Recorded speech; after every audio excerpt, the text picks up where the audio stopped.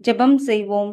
பரலோக பிதாவே, அப்பா, இந்த இரவு நேரத்தில் சமூகத்தை வாஞ்சியோடு நாடி வந்துள்ளேன். ஏசப்பா, நான் உம்மை காண வேண்டும். உமது இனிய வார்த்தைகளை என் காதுகள் கேட்க வேண்டும்.